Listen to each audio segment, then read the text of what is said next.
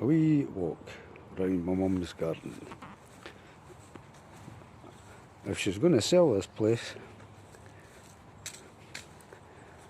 I maybe never see it again. Who knows?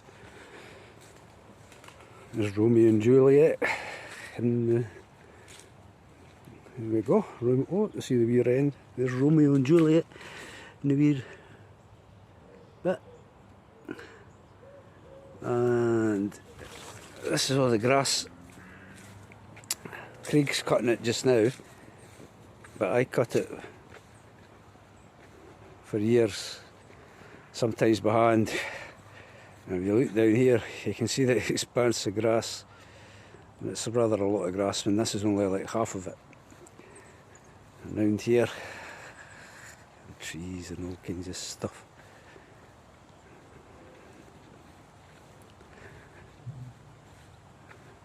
Very beautiful indeed. We're coming up to one of the horsey fields. Oh, looking over towards the horses. And that's the rest of my mum's place, as you can see. Goes way over there and down the hill, right over to these trees in the distance. And then go down here. And this is a little tour of Windygates, or should I say, number 7 Holden's Bulkervie, as it's technically called. As I say, I'm following the line that I used to cut the grass. And these apple trees here, full of fruit, and planted by my grandma in the must have been the 1930s, early 30s, or very early 30s, before the war, maybe even around the same time as the war. More apple trees. Look how much fruit's on these trees. Unbelievable, laden with fruit. I'll go down here.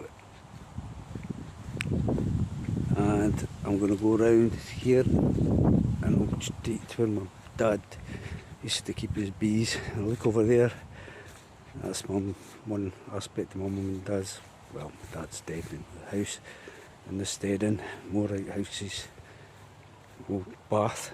This old cast iron bath is interesting because it was avocado green, and my grandparents had this thing.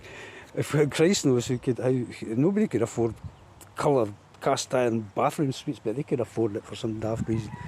There's another look at the views up there. Old farm machinery. I think that's one of Blair's old cars, an old tractor. Now this little orchard here is plums, and this is, again, this was planted by my grandma and granddad, but my father and my grandma and granddad kept their bees in here. At one time the whole place was full of bees and you could not come in here, you would have been stung. But now there is no bees. If you were an archaeologist and you raked underneath, you would find evidence of the bees. Stuff, bits of old hive, stuff like that had been buried, but the bees have been long gone. There's more ponies, there's ponies everywhere. Little ponies, big ponies.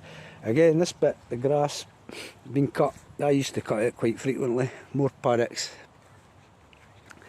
So plums, not so great a harvest of plums, although there's a few. You can see them there. That tree's pretty well laden with plums, see?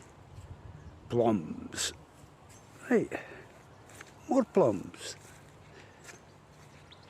Alright, and the last wee bit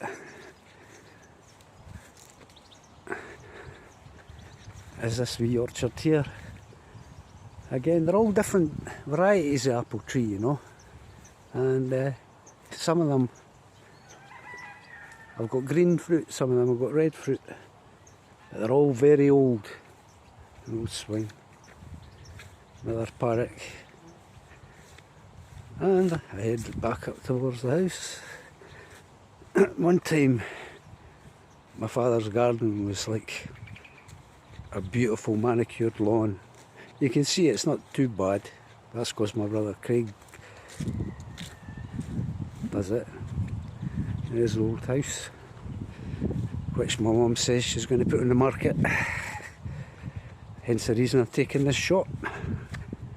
between you and me, I don't think she'll sell it. But you never know. Anyway, here I come. I'll back up, so I'll keep my mouth shut and just point in the direction. There's my mum sitting with Leslie. I'll just sneak around. There. What a beautiful day. It's a beautiful day. Not at all. Right. She's never off her work.